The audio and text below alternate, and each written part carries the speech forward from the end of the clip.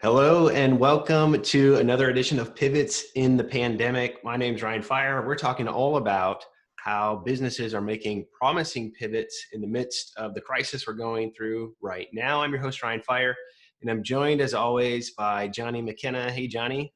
Hey, Ryan. So we've got a cool theme this week. If you remember back to our previous weeks, we've kind of had an overall digital marketing theme to each of the pivots that we've been covering with small businesses.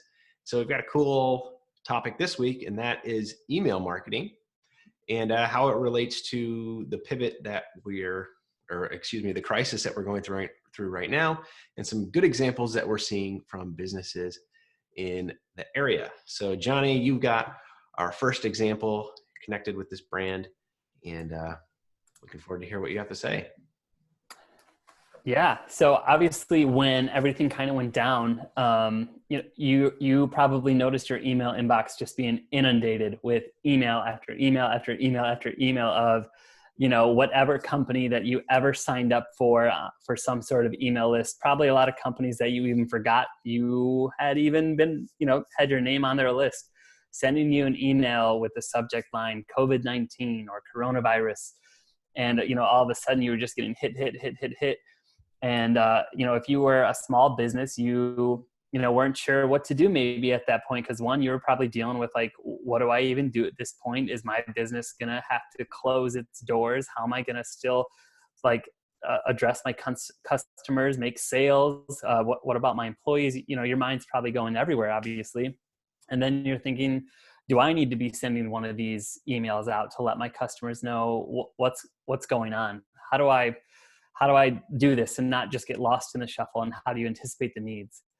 Your brain maybe even go into like, man, we're a small brick and mortar store. Like a large percentage of our sales come from people coming into these doors to make these sales. We have an online store maybe, and those are only count for maybe 20-ish% potentially of sales. So what about my online store? So your head's probably going everywhere. You're trying to figure out what do I do? How do I email? How do I know what to do? And how this is best. One of the companies we wanted to highlight today is a company named EcoBuns. They are a boutique store in Holland, Michigan, and they help families reduce their eco footprint by offering just eco-friendly products for baby needs and smaller needs. One of their big things that they focus on is actually cloth diapers. My wife and I we went to them for our first son and looked into cloth diapering. We were cloth diapering with our firstborn, and just a cool way to just be eco-friendly and support a local business. But they're a great company, and they have been doing everything they can to figure out what do we do during this time. So they have been around for 7 years. Over the 7 years, they've collected around 5,000, a little over 5,000 emails through a rewards program that they offer. And so they were set up in a great place to actually contact their customers when all this happened. They decided to pull back and wait.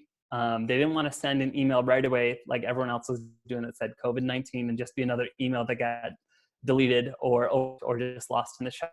So they waited for a little bit of time, and then they went back to their same kind of frequency of how often they'd be emailing their clients. What's really cool about EcoBuns is the person who runs their email marketing service is also someone who's a shopper with them too. So she has small children, and she is able to really anticipate needs that the clients have right now. So she's able to send out emails that are highlighting things that would be really nice to have right now that the store has in stock. So they received their shipment of hand sanitizer that they had been waiting on. They were able to market that through social, through email, just to let their customers know that you have this. Chances are you may need this, or you didn't get a chance to get some of this, or maybe you're running out. We can offer you that right now. So that's one of the things I loved about them is the need anticipation, the sending out emails that were specific and not just like the maybe even like kind of dark feeling of like presenting the reality of what's going on, but also just saying, here's how we can help you. Here's what we're offering currently. This store has actually done just a phenomenal job in general out of email marketing as well. They offer, because they're such a highly relational store, and because a lot of their revenue was in-store brick and mortar purchases, they were just highly relational, and they didn't want to lose that because that's who they are and that's who they've been known to be in the community and to their customers. And so they offered things actually like, you would do in this, a curbside pickup or delivery. But they also, of course, have an online store, but they also are pushing and offering in-store shopping through a video chat, whether it's FaceTime or Zoom or whatever it may be.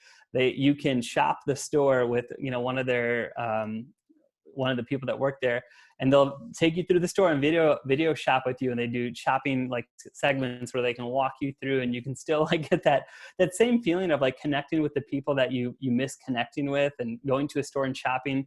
You're still able to do that. They're still able to connect with their customers. Just a super cool way that they were offering that. But what is a really great learning from them is they were set up and ready for this, right? They had 5,000 emails already in their email list. They had an email collection tool, not only in store, but on their website, even on, I believe, on their Facebook. Any way that they can collect emails so that can stay in touch with them, they have an avenue for them to touch in. So, a big question for you right now is your pivot.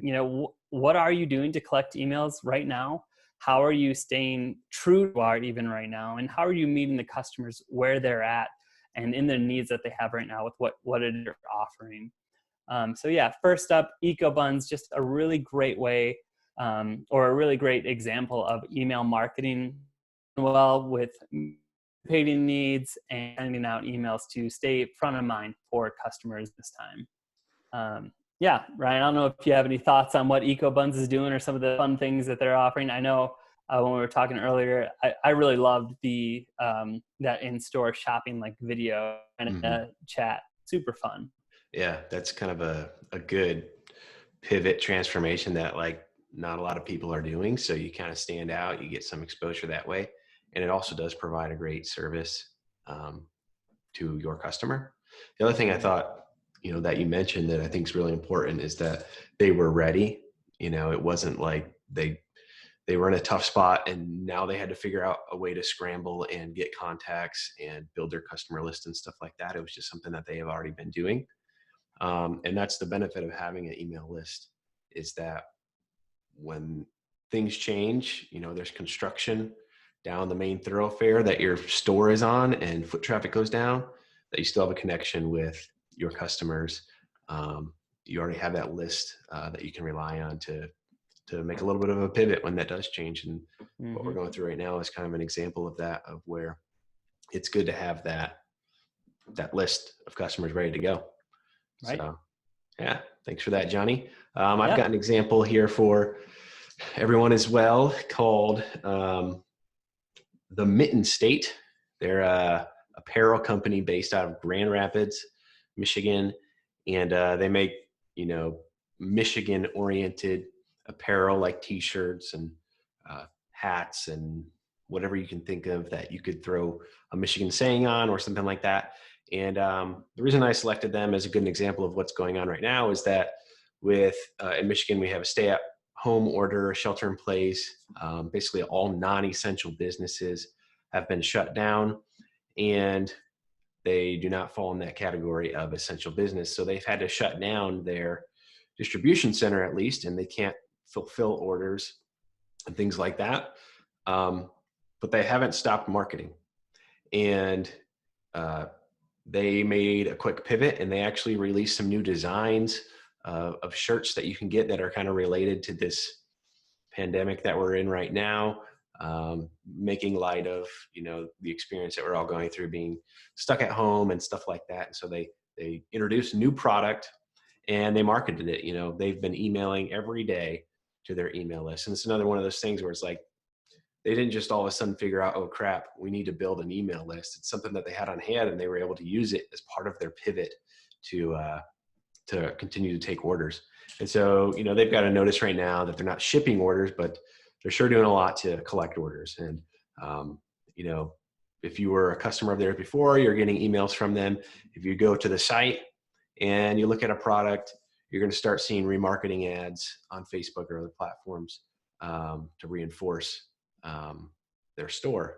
And so it's a good example of, while some operations in your business may have to cease because of executive orders and stuff like that, it doesn't mean that the marketing has to stop. It doesn't mean that you can't continue to work with your customers, to continue to provide them value, and to continue to nurture leads and nurture potential customers into buying customers. And even if they don't buy from you right away, you're still keeping your brand top of mind.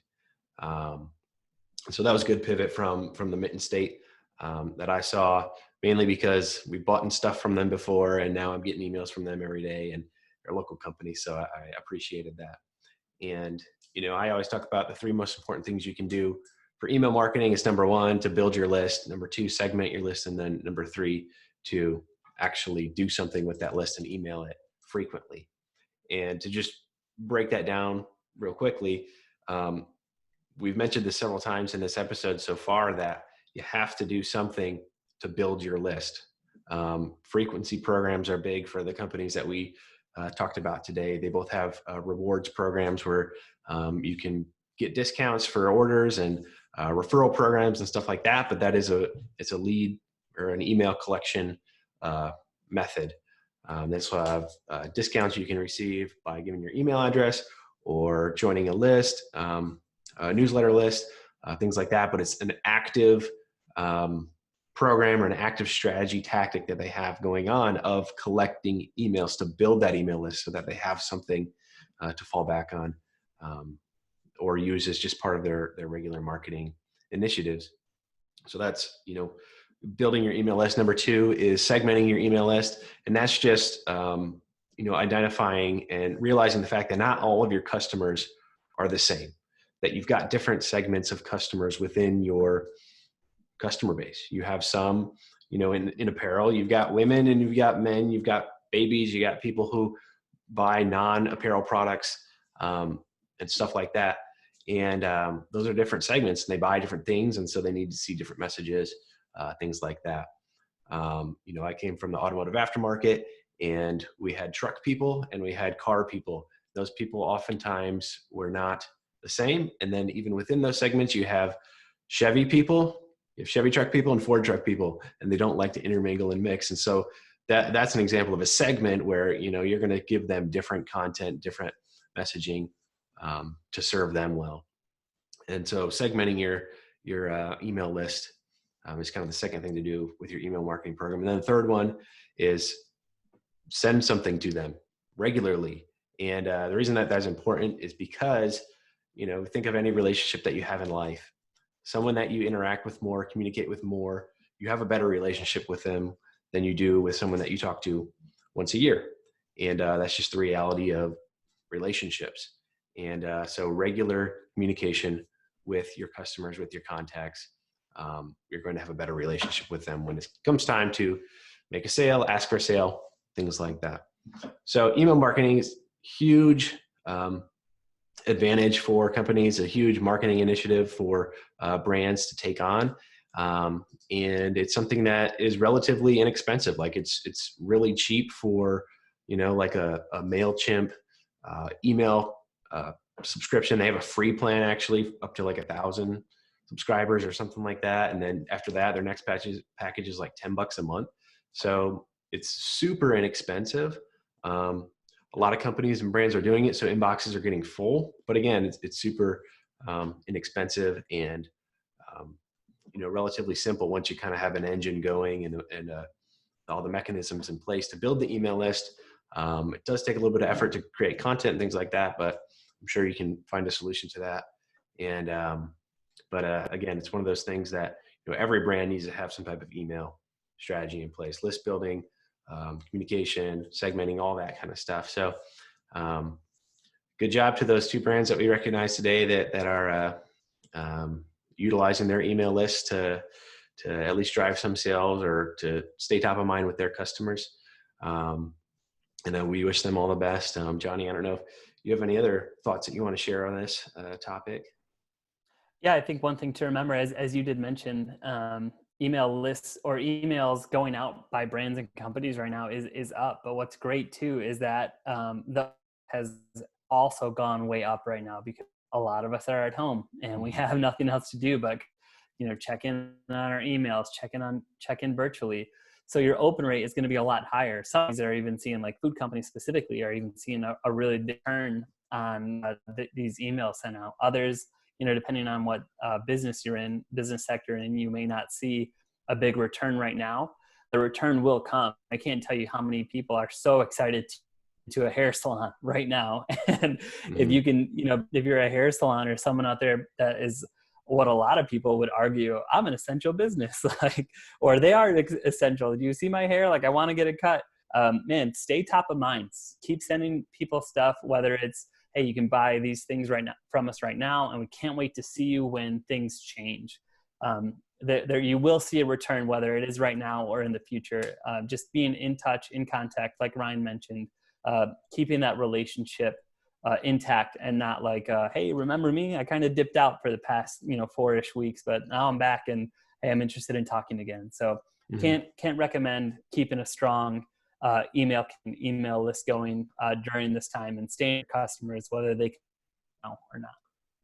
Yeah, and the time that we're going through right now is not it's not just a soft economy or a recession. It's extremely manipulated economic environment that we're in right now, where there's just a lot of things that we don't have control over that are forcing us to not be able to do business like we have been. And so this is a unique time, and sometimes the only thing that you can do is just sit tight and get through it.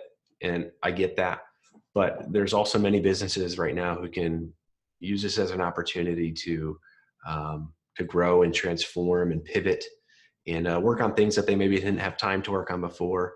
But the reality is we are going to get through this, hopefully sooner rather than later. And, there is going to be a return, maybe not to normal right away, but there's going to be some type of, these restrictions are going to go away, and people are going to be able to spend their money freely and travel and do that kind of stuff. And, what kind of business do you want to be on that end of this? And whatever you can do now to help prepare for that, it's going to help you. So thanks again for joining us for another installment of Pivots in the Pandemic, where we talk about promising pivots made by brands here local in Michigan and throughout the world. And thank you again, Johnny, for joining me. I'm Ryan Fire, and we'll see you next week.